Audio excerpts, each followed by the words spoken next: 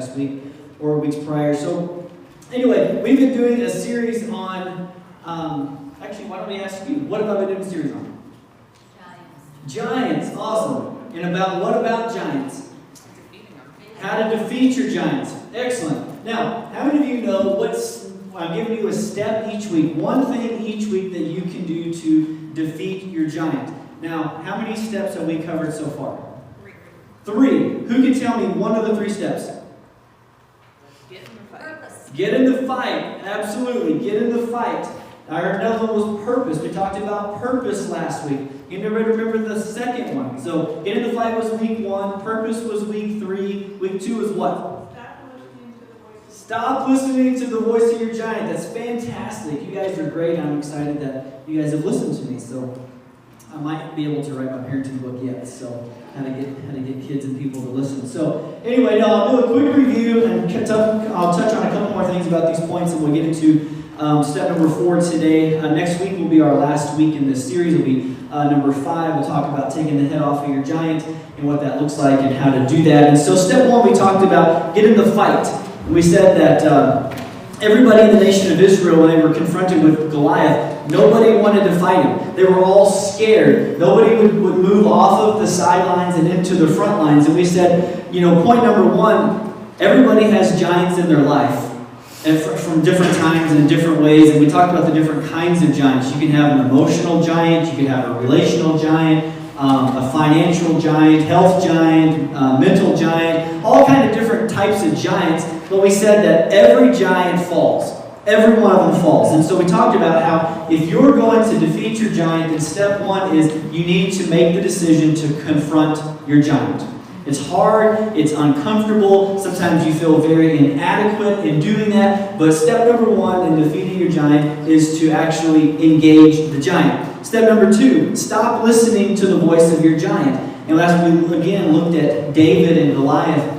And everybody, the whole nation of Israel, all they were focused on was the voice of the giant. They were focused on his insults. They were focused on his size. They were focused on him being a champion, him being a warrior. They were focused on him calling out the nation of Israel and the insults that he was hurling at the army and at their leader and at God. And so they got really worried and afraid because they kept listening to the voice of their giant. So he said, stop listening to that voice. And we talked about the different kind of voices that you could have in your own head, from past mistakes or from childhood wounds or failed marriages or failed businesses or emotional issues. We have all kinds of things that we have running around in our heads. So we said, stop listening to the voice of your giant.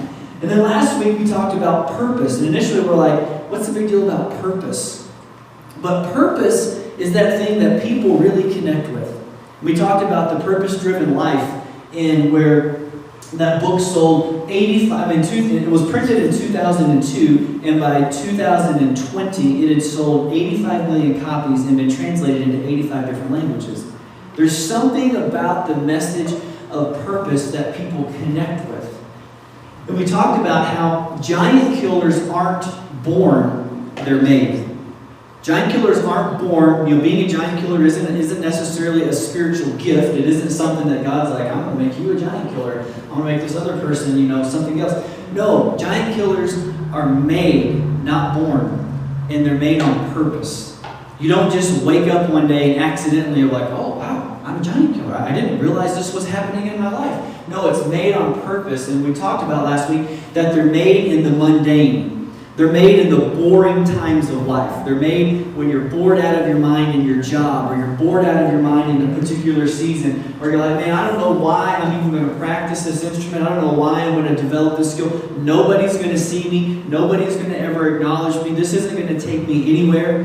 But we looked at David, where he played his harp and he became a skilled musician. He became a skilled, warrior in the sense of being able to use his slingshot. And those are the very things that God used to promote him to actually confront the giant. And so we talked about take advantage of your opportunities. Make sure that we talked about how last week, if you're faithful in little, you'll be faithful in much. David was faithful in the little opportunities that came his way. He was faithful in playing his harp. He was faithful in practicing his slingshot. He was faithful in taking on the lion and the bear.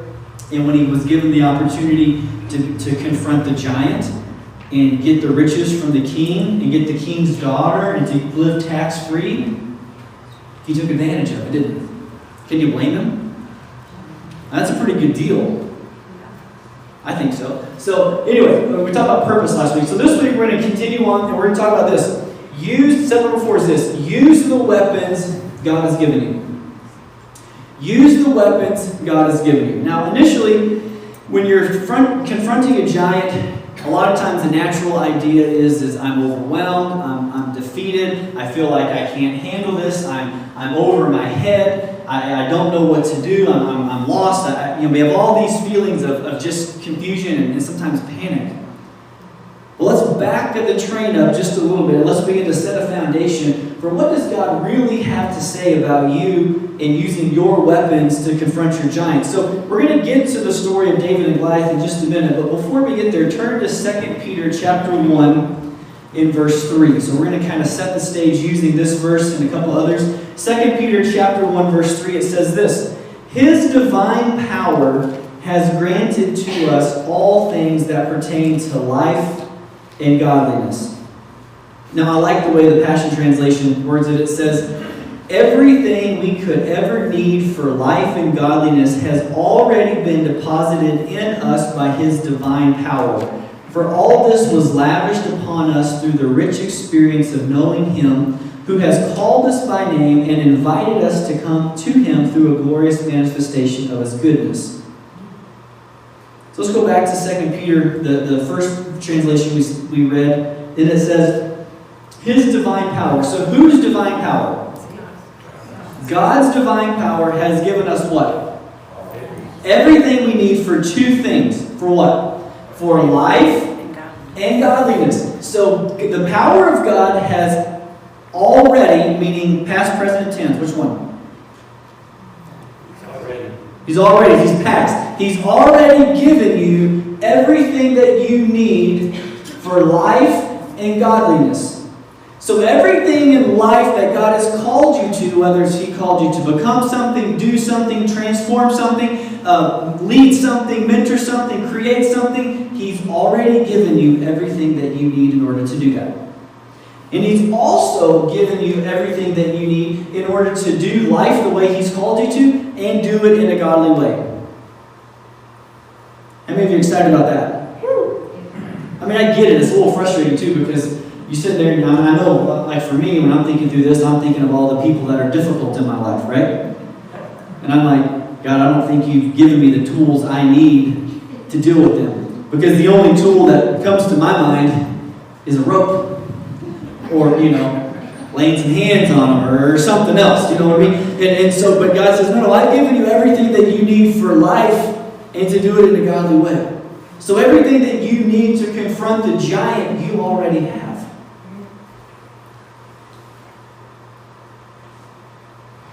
So it says He's given you everything you need for life. Let's talk about life for just a minute. If we're honest, life's kind of tough sometimes, isn't it? It's challenging. It's unpredictable. Jesus said this. He says, in this world you will have trials and tribulations, but fear not, for what? I have overcome. Jesus, in His own words, tells us you're going to have problems, you're going to have trials, you're going to have setbacks, you're going to have disappointments, you're going to have betrayals and frustrations and all those kinds of things. But He says, don't worry, I've already given you everything you need for life and for godliness. So when you have issues in your life, you really have everything you already need to address that issue. When you're confronted with a giant, you already have everything that you need in order to confront the giant. Now let's talk about life for just a minute because, Jesus, I think, does a great job of giving us both sides of the same coin. On one hand, He's like, hey, I'm going to be honest with you guys. You're going to have trials, you're going to have troubles, you're going to have tribulations in this world. There's going to be difficult times. James says, count it all joy when you encounter trials of various kinds. But also, in Romans chapter 8, Paul says, we've been called to be more than conquerors. So even though we have trials and tribulations in this world, God says, I've called you to be more than a conqueror. So that means that He's given you everything that you need in order to be more than a conqueror. So for those of you that like to just get by and just do the bare minimum, it's at least victory. It's at least winning. That's what God's called us to. You can't be like, well, it's kind of hard, and at least I showed up to church. No, He didn't call you to at least fill a pew. He called you to be more than an overcomer. And He's given you everything that you need in order to do the very thing that He's called you to. So your life, by definition, should be defined by conquering things, by overcoming things. So if it should be defined by conquering and overcoming, then what should happen to our giants? We should conquer them. We should overcome them because God's given us everything that we need. Jesus tells us this way in John 10:10. For the devil comes to steal, kill, and destroy, but I've come so that you may have life and life abundantly. So Jesus is saying, guys, you're going to have some issues. You're going to have some trials. You're going to have some setbacks, some obstacles to overcome. You're going to have some giants in your life. But don't focus on the message of the giant. Don't focus on how big the giant is, because I'm here to tell you that I've called you to be an overcomer. I've called you to be a conqueror. I've called you to live an abundant life. And so, yes, you're going to have giants to address, but they're nothing that you can't handle because I've already given you everything that you need. I've already set you up for success. I've set you up to overcome. I've set you up so that you can confront your giant and take the head off of your giant. I've done everything for you. So let's keep talking about this plan and the tools that God's given us. In 2 Corinthians chapter 10, it's a very familiar verse to most of us. It says this, verse 4, for the weapons of our warfare is not of the flesh, but have divine power to destroy strongholds. We destroy arguments and every lofty opinion raised against the knowledge of God and take every thought captive to obey Christ, being ready to punish every disobedience when your obedience is complete. So Paul's talking about the weapons that we've been given, and what are they for? Tearing down strongholds. Tearing down giants in our lives, confronting things that stand in our way that oppose the kingdom. That's what we're called to do. He's given us the very tools that we need for that. And I want us to kind of hone in on one of the most powerful tools that we have, or powerful weapons. This is another very familiar verse, and we're going to look at this verse in Revelation, and then we're going to see how it applies in our story with David and Goliath. But Revelation chapter 12, verse 11, and it says, and they have conquered him by the blood of the Lamb and by the word of their what? Testimony. For they love not their life even unto death. So God's called us in Romans 8 to be more than what? Conquerors. And in the Revelation it tells us, how did they conquer? How did they overcome? They overcame, or they conquered, by two things: the blood of the Lamb and the word of your testimony. You see, I think the blood of the Lamb is probably your most powerful weapon, but I think the most overlooked weapon in your arsenal is the power of your testimony. The power of what God has actually done for you in your past. Do you guys realize that God has a 100% track record of delivering you from every bad day you've ever had? How many of you have ever hit rock bottom? And God brought you out of rock bottom. How many of you have ever stayed at rock bottom? Maybe you stayed for a while. Maybe you had a pity party. Maybe you wallered in some stuff for a while. But guess what? God has taken you out of the muck and the mire and rock bottom every single time. He's kept you safe for who knows what. He's kept us safe from doing, sometimes when we do pretty stupid stuff. Has anybody done some stupid stuff and then look back and been like, gosh, man, I'm surprised that I'm like if natural selection really wasn't processed, then I shouldn't be here right now. Like, I am not smart enough to live. Like, that's kind of hard sometimes. But God, in His mercy, is like, yeah, dude, you're not smart enough to live, but I got a plan for your life anyway, so I'm going to make sure that you're safe. That's part of your testimony. And so I want to show you how David used his testimony to confront the giants in his life. So let's get back into our story in 1 Samuel chapter 17. We're going to start reading in verse 31. We're going to read a fair amount of this passage, and we're going to kind of break it down. So 1 Samuel chapter 17, verse 31, it says, "When the words that David spoke were heard, they repeated them before Saul, and he sent for him. And David said to Saul, 'Let no man's heart fail because of him. Your servant will go and fight with this Philistine.' And Saul said to David, 'You are not able to go against this Philistine to fight with him, for you are but a youth, and he has been a man of war from his youth.' But David said to Saul, 'Your servant used to keep sheep for his father, and when there came a lion or a bear and took a lamb from the flock, I went after him and struck him and delivered it out of his mouth. And if he rose against me, I caught him by his beard and struck him and killed him. Your servant has struck down both lions and bears, and this uncircumcised Philistine shall be like one of them, for he has defiled the armies of the living God.' And David said, 'The Lord who delivered me from the paw of the lion and from the paw of the bear will deliver me from the hand of this Philistine.' And Saul said to David, 'Go, and the Lord be with you.' Then Saul clothed David with his armor. He put a helmet of bronze on his head and clothed him with a coat of mail. And David strapped his sword over his armor, and he tried in vain to go, for he had not tested them. Then David said to Saul, 'I cannot go with these, for I have not tested them.' So David put them off. Then he took his staff in his hand and chose 5 smooth stones from the brook and put them in his shepherd's pouch. His sling was in his hand, and he approached the Philistine." So let's begin to kind of break this passage down and give you some information to apply to your own life. But the job of your giant is to get you to lose focus of your testimony. You see, the job of the giant that you're facing in your life is to be big and tough and loud so that you'll forget about the testimony that God's given you.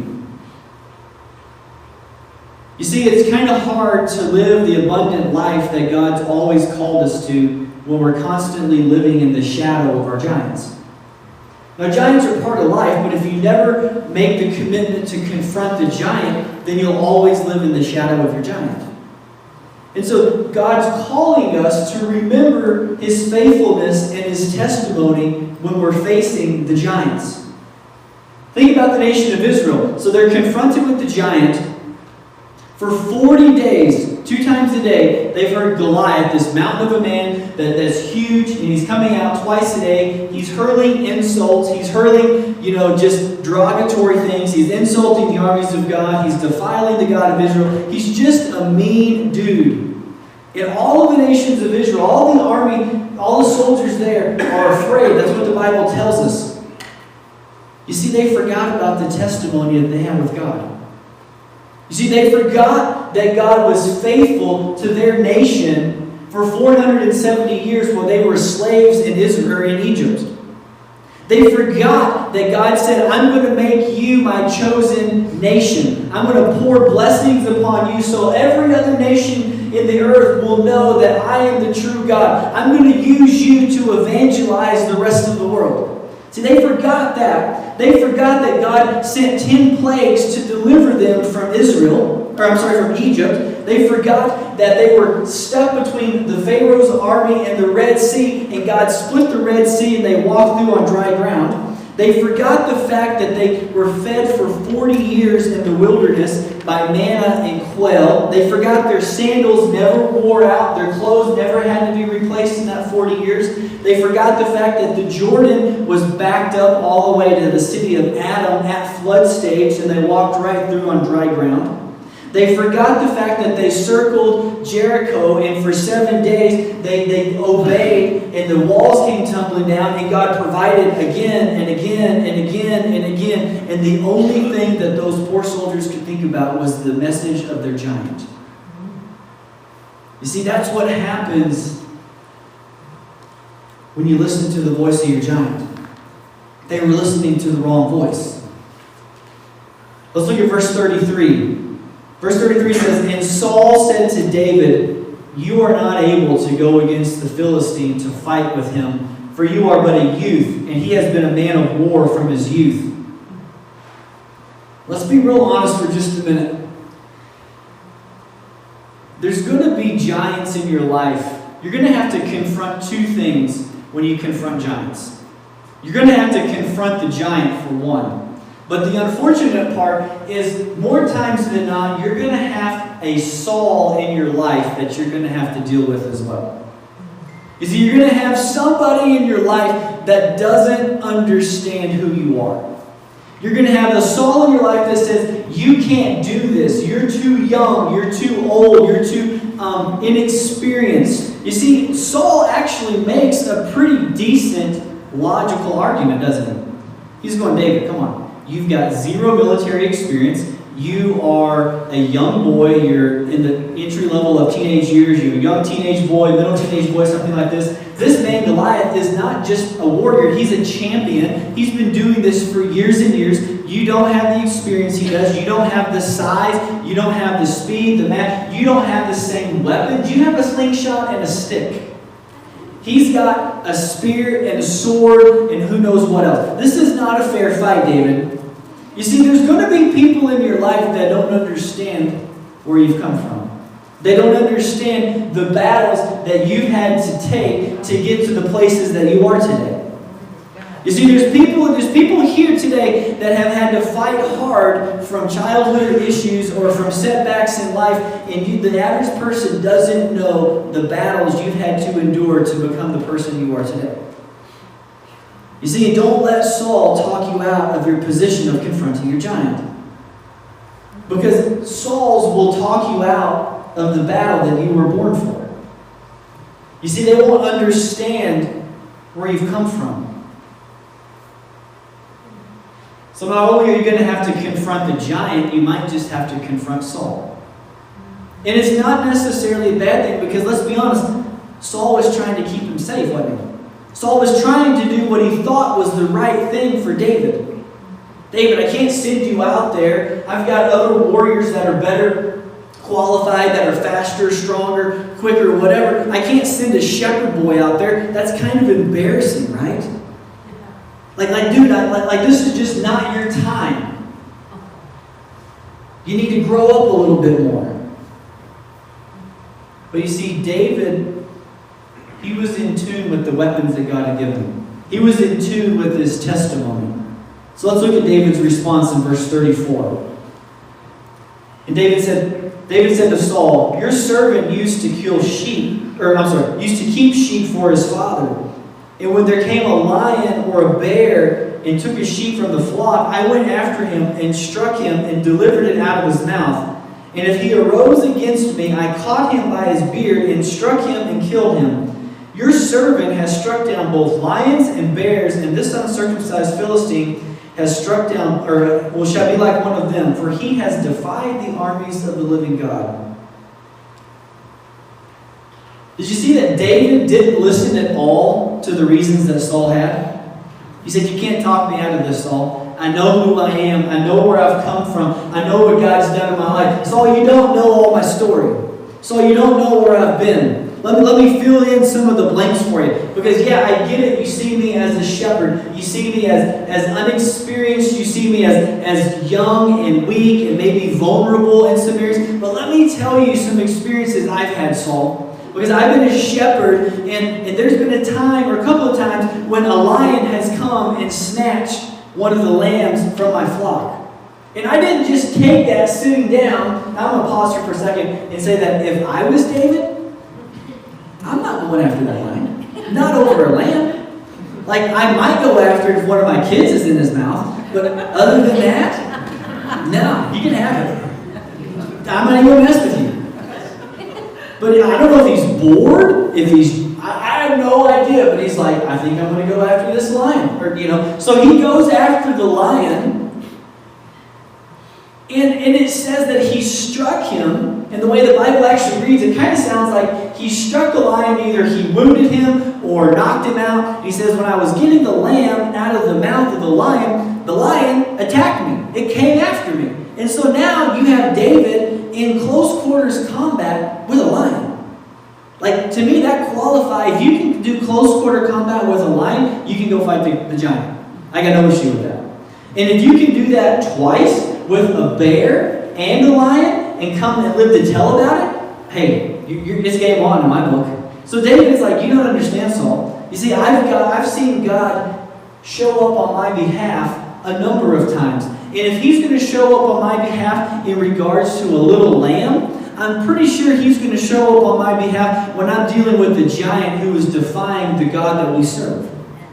You see, the lamb is little and insignificant compared to the insults that the giant is hurling. You see, so if I can take advantage of the opportunity and God works through me taking on the lion and taking on the bear, then I'm confident that God will work through me and I can take on the giant. You see, he was in touch with his testimony, wasn't he? You see, the same is true for David. He overcame by the blood of the lamb and the word of what? His testimony. He understood what God wanted to do through his life. David was telling Saul, I've been prepared by my past for this very moment. You have no idea what I'm capable of. You see, the same is true for you. You all have a testimony.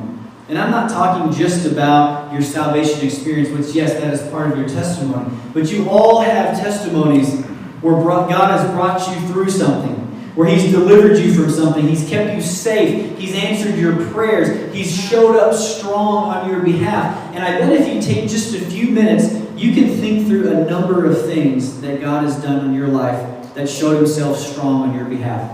And I bet if you spent half an hour, I bet you could come up with a pretty significant list of things that God has done for you.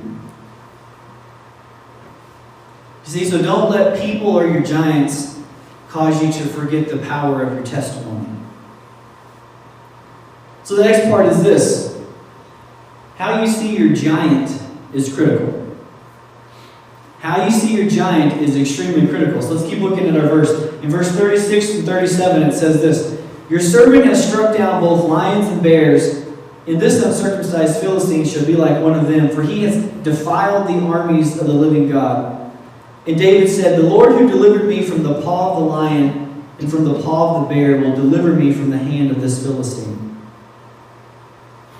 You see, the way you view your giant will determine whether you see him defeated or whether you see him defeating you.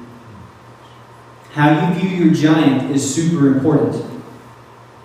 Because the men of Israel, what were they looking at? The men of Israel, the armies of Israel, and David both saw the same giant. The armies of Israel saw his size. They saw his history, that he was a champion. They saw that he was big. They saw that he was intimidating. He was loud. They listened to the voice. They listened to his message. And David looks at him and says, no. He actually calls him an uncircumcised Philistine. He actually is calling him this low-life person. It's interesting because David sees him through the lens of a covenant-keeping God. He connects what God's done for him, for David, with covenant and why he's going to beat Goliath. Because you see, circumcision was a sign that you were in covenant or you were in relationship with the God of Israel. And you had to be kind of serious to get in that kind of covenant, right? And see, what David was saying was, Goliath, he doesn't have any skin in the game.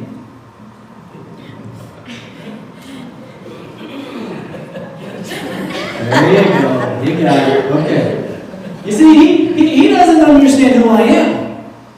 You see, he doesn't have a covenant with God. He doesn't have the power of the God of the universe behind his weapons and behind his testimony. He is going to lose because I have a covenant with the God of the universe. You see, the way you look at your giant is way different. You can either look at him as this insurmountable thing that's going to eat your lunch and you have no hope and everything is going to go to hell in a handbasket, or you can say, this is just another ordinary giant. This is just another chapter in the victory that I'm going to get, that God's writing my story. Let's hang there. We're going to come back to that in just a second, but I want us to jump over to 1 Corinthians chapter 10 for a minute. Verse 13, it says this, no temptation has overtaken you that is not common to man. God is faithful, and He will not let you be tempted beyond your ability, but with the temptation He will also provide the way of escape that you may be able to endure it. Now I want to go back and look at that little phrase, common to man. There's no temptation that's overtaking you that is not common to man. In the Greek, that actually means it's a normal experience. It's an everyday experience that humans have. It's something minimal, common, and ordinary. You see, I think that David chose to look at Goliath in that framework. He said, this is just your ordinary, run-of-the-mill, loudmouth giant. We take these on every day.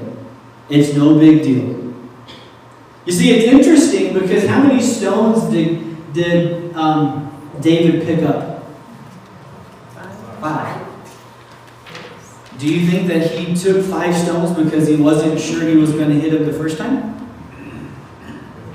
Maybe.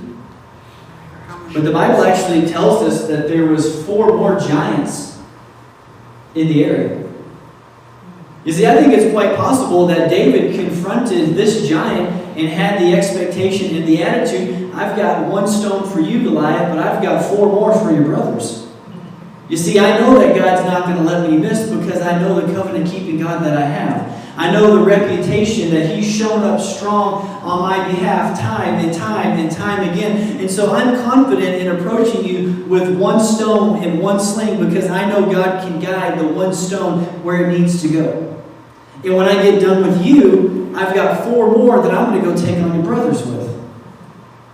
Now maybe he didn't think that, but it's entirely possible because in another chapter of 1 Samuel, it talks about the other giants. And he names them. And there's 4 more. You see, how you view your giant is super important. You can view them as, I'm never going to get over this. This is always going to be this way. I don't have the answers for this. God, what do you want me to do? Or you can be like, I have everything I need for life and godliness. And I want to pause here for just a second. Because sometimes, let's be honest, because sometimes in life, like we know that no matter what the issue is, Jesus is the answer, right? And we know that. From a big macro point of view, Jesus is the answer. Now, the frustrating part can be, how do I actually apply Jesus is the answer to my particular situation in life, right? You're like, yes, I know the answer ultimately is Jesus, but what part of Jesus or what facet of Jesus do I need, or how can I, what am I missing to make this equation work? You guys tracking with me? Okay, so there's actually an area in my own life where I'm like, I get it, Jesus is the answer, but I really don't know how to make that answer. I'm at that same place. Like, I'm here, I have this issue going on, I know Jesus is the answer, but I don't know how to make that fit. I got a square answer and a round problem. You guys with me? Okay, so what do you do with that? Here's what I did with that. Is in the Psalms it says that you enter His gates with thanksgiving and His courts with praise. And if I know that Jesus is the answer, then if I don't know how to apply the aspect of Jesus to my problem, then to me the next best thing is if I just hang out with Jesus. Maybe if I'm in proximity, something will rub off. It's kind of like the lady with the issue of blood. She didn't know how to be healed or how to be fixed, but she knew Jesus was the answer. So if I could just get in proximity, if I could just get close enough to touch Him, if I could just get close enough to hear Him, then I'm pretty sure something will happen.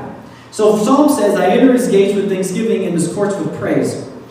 So I begin, this is just my crazy thinking. I'm not saying this is for you. We're going to get to that point in just a minute. When I enter His gates with thanksgiving, that means when I'm thankful, I enter into the gates, or I enter into the city of God, or the kingdom of God, okay? But I enter into His courts with what? Praise. There's a big difference here. What's the difference? It's a position of the heart, but it's also where I'm going. You see, thanksgiving gets me into the kingdom, but praise gets me an audience with the king. You see, I enter His courts with thanksgiving. Where does the king sit in his palace? In the throne room or in his court? He holds the court. And so my idea was this. So if I can just sit there, if I don't know how to apply Jesus to my particular issue in my life, maybe if I just hang out in the courts, he'll rub off on me. So what I actually began to do was position myself and say, for so long, I'm very task-driven and task-oriented and to-do list. That's very much my style. But I began to realize a lot of the things that I was doing to confront my giants didn't have any life on it anymore. I was doing it because it was a task, it was a job, and it made me feel good because I was accomplished at the end of the day, but there wasn't any life, there wasn't any power to confront the thing that I needed to confront. Is everybody tracking with me? Everybody been in that place in life? And so I began to realize, maybe I should stop doing my task and just hang out with the team. And so what I begin to do is I'll come in here during the week. I'm always here first, and I'm always here way before everybody else. And I would usually I'd have my little spiritual routine. I'd read my Bible, and I'd do this, and I'd read this book, and and it would make me feel good because I did what I was supposed to do. But there wasn't any life in it. So I began to come in here in the morning and just turn the sound system on and turn the music on, and I would just find a worship set online, and I would just begin to blast it. And just sit here, and sometimes I'm up in the front, sometimes I'm walking in the circles. And here's what I did, is I realized I would just sit here with no agenda, no time frame. I didn't say, because I knew in my mind, if I'm going to sit here, I'm going to worship God for 20 minutes today. Then it becomes a task. Then it becomes me making myself sit here until I preach, until I get the task done. So what I did was I said, I'm just going to sit here until my mind wanders. And then when my mind wanders, I'm done for the day. Or at least for that part. And so I'm going to sit here, and so sometimes it's 15 minutes, sometimes it's 20, sometimes it's half hour, sometimes it's 45 minutes. But I just sit here, and what I realized is by sitting here and not having an agenda, it creates a testimony between me and God. It creates this connection that I haven't necessarily had in that way before, and it gives me a fresh perspective on the issues of my life.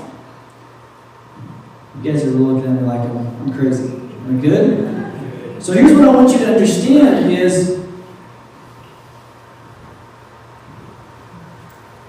we can know that the answer to our giant is Jesus. But we can struggle with trying to actually figure out what actually is the thing that I need in order to take my giant down. Based on what your relationship is, or whatever your giant is, or your financial issue, or emotional issue. And so what I want you to see is if you stop focusing on the giant and the message that the giant has and trying to figure out how do I apply Jesus to the giant, why don't you just forget about the giant for a little bit and just focus on Jesus? And say, I don't have an agenda. I don't have a thing that I'm looking for you from. I know that the giant in time will fall, but right now I'm just looking to connect with you. And it's different for everybody, because let's look at the next verse. Verse 38 and 39. It says, Then Saul clothed David with his armor, and he put a helmet of bronze on his head and clothed him with a coat of mail. And David strapped his sword over his armor, and he tried in vain to go, for he had not tested them. Then David said to Saul, I cannot go with these, for I have not tested them. So David put them off.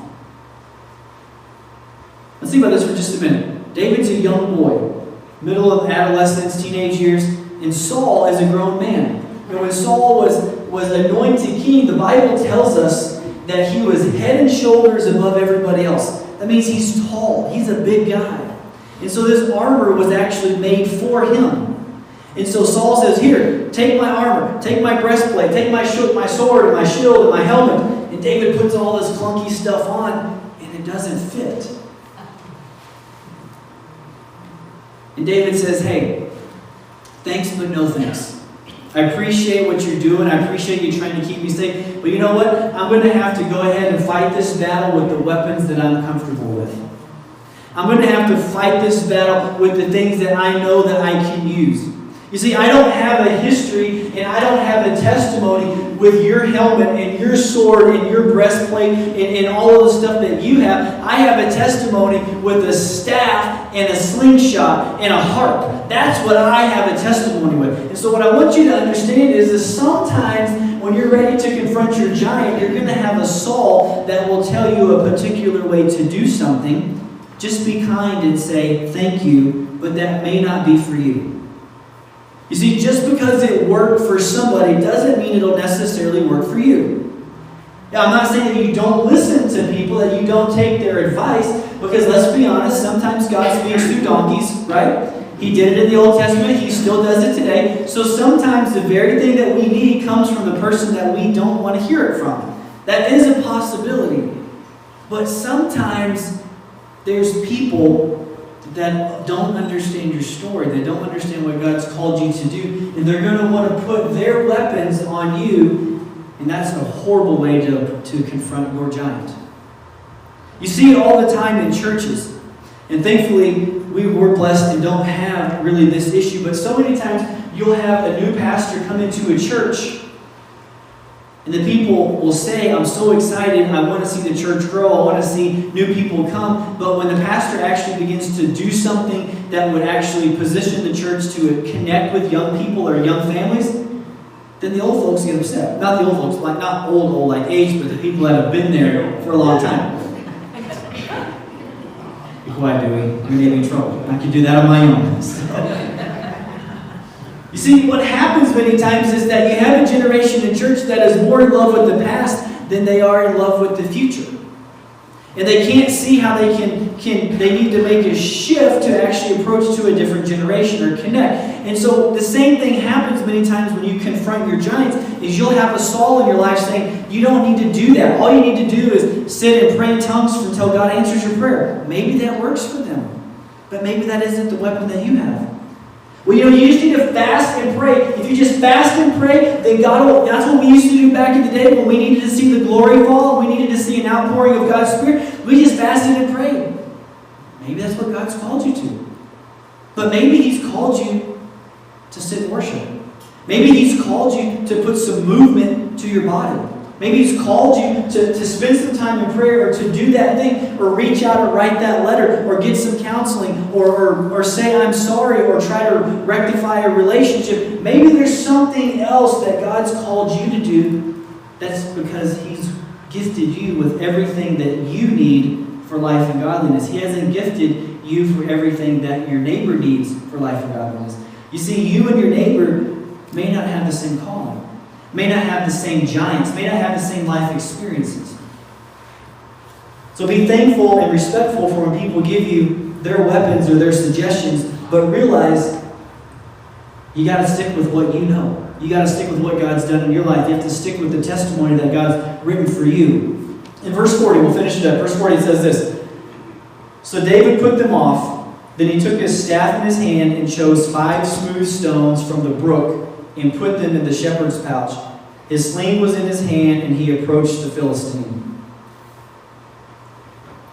You see, David said, Saul, I appreciate your help. I appreciate your wisdom. I appreciate your concern for my life. But you don't know all my story. You don't know what God's done in my life. You don't know how I view the Philistine. And I'm going to take the weapons that I've seen God use and become faithful with in my life, and I'm going to approach the next giant in my life with some battle-tested weapons that I know how to use.